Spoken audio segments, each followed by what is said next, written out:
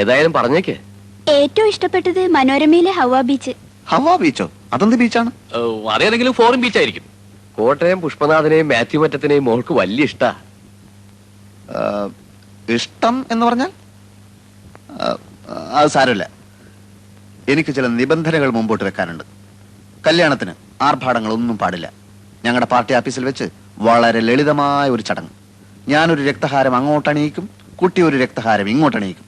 അതിനുശേഷം അരമണിക്കൂർ നേരം ഞങ്ങളുടെ പാർട്ടി പ്രവർത്തകർ ഞങ്ങളുടെ പാർട്ടി സൂക്തങ്ങൾ ഉറക്കെ ചൊല്ലും. പിന്നെ ഒരു ഗ്ലാസ് നാരങ്ങ വെള്ളം. ചടങ്ങ് തീർന്നു. ഞാൻ അധികവും അണ്ടർഗ്രൗണ്ടിലായിരിക്കും, ഒളിവിൽ. ശ്രീമാൻ തോപ്പിൽ ഭാസിയുടെ ഒളിവിലെ ഓർമ്മകൾ വായിച്ചിട്ടില്ലേ? അതുപോലൊരു ജീവിതമായിരിക്കും മിക്കപ്പോഴും. NSP ഞങ്ങളെ വേട്ടയാടുകയാണല്ലോ. ചിലപ്പോൾ ലോക്കപ്പിലോ ജയിലിലോ ആയെന്ന് വരാം. ഒരു വിപ്ലവകാരിയുടെ ഭാര്യ എന്തും സഹിക്കാൻ പ്രാപ്തയായിരിക്കണം. ചിലപ്പോൾ കുട്ടി വെടിയുണ്ടകൾ നേരിടേണ്ടി വന്നേക്കാം. അപ്പോൾ വിരിമാർ കാണിച്ചു കൊടുക്കേണ്ടി വരും. മോളകത്തേക്ക് വെക്കോ. അച്ഛൻ നേരം നീ വന്നേ. താനൊരു ഭ്രാന്തനെയാണോ എന്റെ മോക്ക് ഭർത്താവായി കൊണ്ടുവന്നിരിക്കുന്നത്? എന്നോട് ക്ഷമിക്കണം, ഇത്രയും ഞാൻ പ്രതീക്ഷിച്ചില്ല. എത്രയും പെട്ടെന്ന് അവനെ പിടിച്ചോണ്ട് പോയില്ലെങ്കിൽ നല്ല ചുട്ട അടി കിട്ടും പറഞ്ഞു. അയ്യോ വേണ്ട വേണ്ട, ഇപ്പൊ പോയേക്കാം. എന്നിട്ടേ പോവാ. എന്റെ നിർദ്ദേശങ്ങളുടെ പ്രതികരണം പറഞ്ഞില്ല. പ്രതികരണം അറിയാൻ കാത്തു നിന്നാൽ കുഴപ്പം ചെയ്യും. അല്ലെ, എന്നാലും എണീക്കാനല്ലേ പറഞ്ഞത്? അതൊക്കെ പോണ വഴിക്ക് പറഞ്ഞുതരാം. ഇനി ഇവിടെ നിൽക്കണ്ട. എന്താ അവന്റെ പ്രതിരോധ ശക്തി? അച്ഛനാർക്ക് ഞാൻ ഒരിക്കൽ തന്നിട്ടില്ലേ വിത്ത്? തന്നു. നിങ്ങളിപ്പോ പൊയ്ക്കോ, സമയം പോലെ ഞാനങ്ങ് വന്നേക്കാം. ഈ മനുഷ്യൻ മരുന്നടിക്കാൻ അറിയില്ല. സോയിൽ ടെസ്റ്റ് ഉദയവാനൊന്നും പ്രശ്നമല്ല, ലാവിലേക്കേണ്ട കാര്യമില്ല. ഒരു പിടി മണ്ണ് വാരി ഒറ്റ നോട്ടത്തിൽ ഞാൻ പറയും ക്ഷാരമാണോ, അമ്ലത്തുണ്ടോ, വെള്ളക്കെട്ടുണ്ടോ, നൈട്രജൻ ശതമാനം എത്രന്നൊക്കെ. അത് കഴിഞ്ഞിട്ട് നമുക്ക് തീരുമാനിക്കാം എങ്ങനെ വളം ചെയ്യണമെന്ന്. മണ്ണ് ലാബിൽ അയച്ചാ അവിടെ ഉള്ള എന്താ? യന്ത്രങ്ങൾക്ക് തെറ്റുപറ്റാം, പക്ഷെ എനിക്ക് തെറ്റ് പറ്റില്ല. ഇപ്പൊ ലാബുകാർ തന്നെ അവരുടെ യന്ത്രങ്ങൾ തകരാറിലാകുമ്പോ മണ്ണിന്റെ സാമ്പിൾ എന്റെ അടുത്തേക്ക് അയക്കുക. ഞാൻ മിനിറ്റ് വെച്ച് പരിശോധിച്ച് റിസൾട്ട് അയച്ചു കൊടുക്കും. ഡിപ്പാർട്ട്മെന്റിന് തന്നെ എന്നെ പേടിയാ. മണ്ണുദയ ഭാനു എന്നാണ് അവർ സ്വകാര്യമായിട്ട് എന്നെ കളിയാക്കി വിളിക്കുന്നത്. എനിക്കത് കേൾക്കുമ്പോൾ ഉള്ളി സന്തോഷ.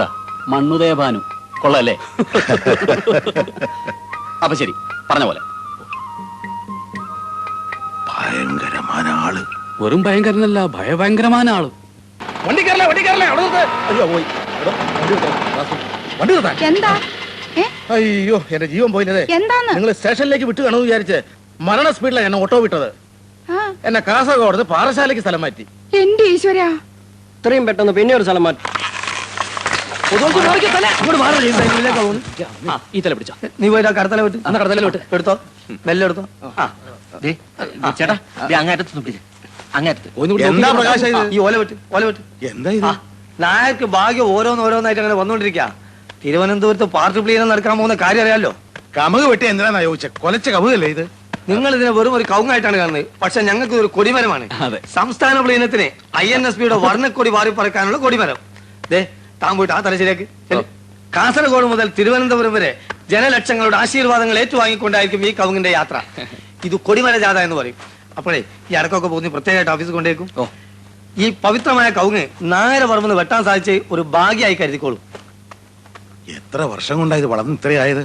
ഒരു നിമിഷം കൊണ്ട് നിന്നെ കടയ്ക്ക് കത്തിവെക്കാൻ നിനക്ക് എങ്ങനെ തോന്നിയടാ? അച്ഛാ, നമുക്ക് നഷ്ടപ്പെടുന്നത് വെറും ഒരു കവുങ്ങ, കിട്ടാനുള്ളത് പുതിയൊരു ഇന്ത്യയും.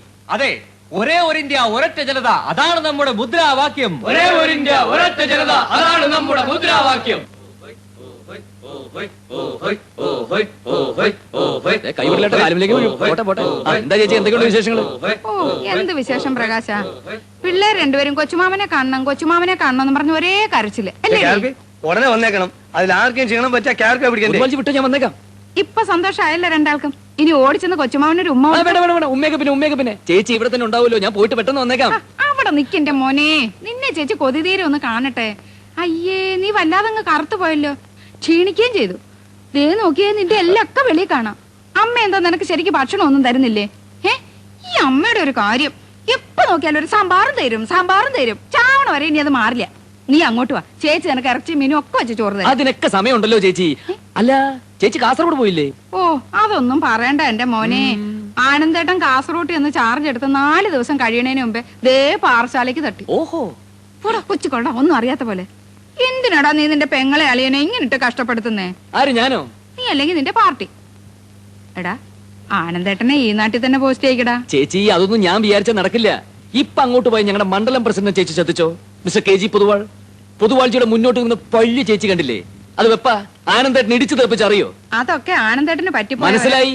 പൊതുവാളിജിയെ ചെന്ന് കണ്ട് മാപ്പ് പറയാൻ പറ. മാപ്പും കോപ്പും ഒക്കെ കൊറേ പറഞ്ഞു എന്റെ ഇനിയും മോനെ. ഒരുപാട് പ്രാവശ്യം പറയേണ്ടി വരും. എടാ നീ ചേച്ചിയെ സഹായിക്കില്ലേ? നടക്കില്ലേ ചേച്ചി?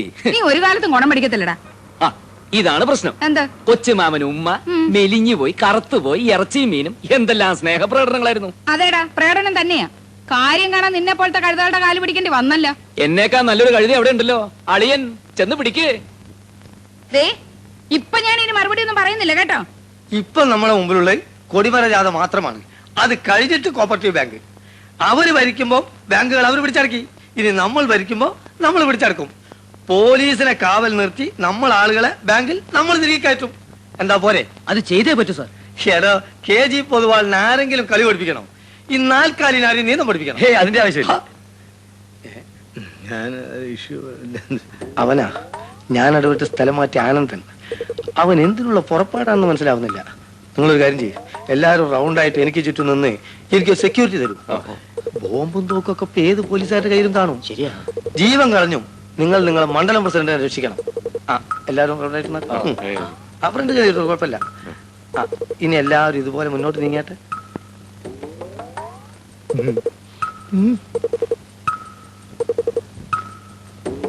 നമസ്കാരം.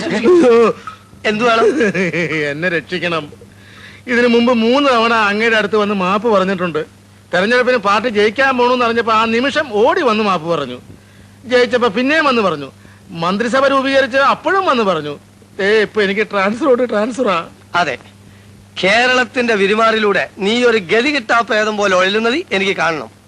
ഞങ്ങളുടെ പ്രവർത്തകൻ KRPയുടെ അളിയനായതുകൊണ്ട് മാത്രം തന്നെ ഞാൻ വെടിവെച്ചൊന്നില്ല. Rascal. Yes, I am a rascal. കണ്ണുപോടും. സാറേ ഒന്ന് സാറേ പറഞ്ഞോട്ട്. സാറേ ഞാൻ കാല് പിടിക്കാം. ഓർമ്മയുണ്ടോ അന്ന് ഞങ്ങൾ പ്രതിപക്ഷത്തായിരുന്നപ്പോ ഞാൻ എന്തോ ഒരു കാര്യത്തിന് വേണ്ടി സ്റ്റേഷനിൽ വന്നു. അന്ന് താൻ എന്നൊരു ചാമ്പി ഗെറ്റ് ഔട്ട് അടിച്ചത് ഓർമ്മയുണ്ടോ? ഇപ്പൊ ഞാൻ എന്നോട് പറയുന്നു ഈ ഏരിയ മുഴുവൻ ലാറ്ററൈറ്റ് കലർന്ന മണ്ണാണുള്ളത്. കേരളം, തമിഴ്നാട്, ആന്ധ്ര, ഒറീസ, പശ്ചിമബംഗാൾ എന്നിവിടങ്ങളിലൊക്കെ ഇത്തരം മണ്ണ് തന്നെയാണ്. നിങ്ങൾ എന്തുകൊണ്ടാണ് ഇതുവരെ ഇടക്കൃഷി ഒന്നും ചെയ്യാറുതെന്നാണ് ഞാൻ ചോദിക്കുന്നത്. വാഴ നടാമായിരുന്നു, മരച്ചീനി നടാമായിരുന്നു, മറ്റു പച്ചക്കറികൾ നടാമായിരുന്നു. എല്ലാറ്റിനും പറ്റിയ മണ്ണാണിത്. മൂപ്പര് റിട്ടയർ ചെയ്തിട്ട് തമിഴ്നാട്ടിൽ നിന്ന് ഇപ്പൊ വന്നേ. പിന്നെ 3 മാസമായിട്ട് മേടിച്ചിട്ട്. 3 മാസം ഒരു ചെറിയ കാലയളവാണോ? ഏത് സമയത്തും നടാവുന്ന ഒന്നാണല്ലോ വെണ്ട. 5 ദിവസം കൊണ്ട് മുളക്കില്ലേ? വളരെ പെട്ടെന്ന് കായ്ക്കില്ലേ? എന്തുകൊണ്ട് വെണ്ട നട്ടില്ല? പോട്ടെ, ചീര നടാമായിരുന്നല്ലോ. അതിന് ഇദ്ദേഹം തമിഴ്നാട്ടിൽ നിന്ന് ഇവിടം വരെ വരേണ്ട കാര്യമുണ്ടോ? വീട്ടിലെ ആളില്ലേ? നാട്ടിൽ പണിക്കാരില്ലേ? കണ്ണാറ ലോക്കൽ എന്ന് പറയുന്ന ഒരിനം ചീരയാണ് നടേണ്ടത്. നമ്മളെപ്പോഴും മണ്ണിന് ജോലി കൊടുക്കണം. പ്രായമായി വെറുതെ നിൽക്കുന്ന പെണ്ണും കൃഷി ചെയ്യാതെ കിടക്കുന്ന മണ്ണും ദൈവം കണ്ടാൽ അതിനിടയാക്കിയവരെ ശപിക്കും. മനസ്സിലായോ? അച്ഛ ചായ. ഈ കുട്ടി ആരാണ് അച്ഛാന്ന് വിളിച്ചത്? രാഘവേട്ടനെ അവനെ വഴിയുള്ളൂ. എന്ന് വെച്ചാ ഈ തൊടിയുടെ ഉടമസ്ഥന്റെ മകൾ. ഈ കുട്ടി എന്ത് ചെയ്യുന്നു? ഈ കുട്ടി പ്രീ ഡിഗ്രിക്ക് തോറ്റു. ഓഹോ, അപ്പൊ വെണ്ടകൃഷിയും ചീരകൃഷി ഈ കുട്ടിക്ക് ചെയ്യാമായിരുന്നല്ലോ. നിൽക്കട്ടെ, മണ്ണ് പരിശോധന പൂർണ്ണമായിട്ടില്ല. മാമ്പഴമാണോ? അതെ.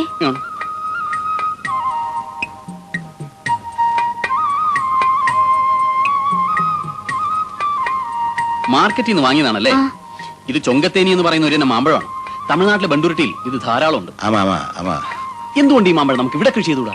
ഓയ്യോ 1.5 ഏക്കർ സ്ഥലത്ത് എല്ലാം കൂടി പറ്റുമോ? പറ്റണം, പറ്റിക്കണം. നല്ല മധുരം. വരൂ മണ്ണ് പരിശോധന തുടരാം.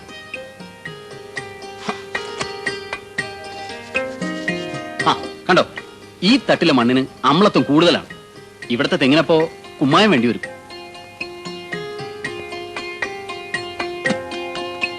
നൈട്രജൻ കുറവാ, യൂറിയം വേണ്ടി വരും.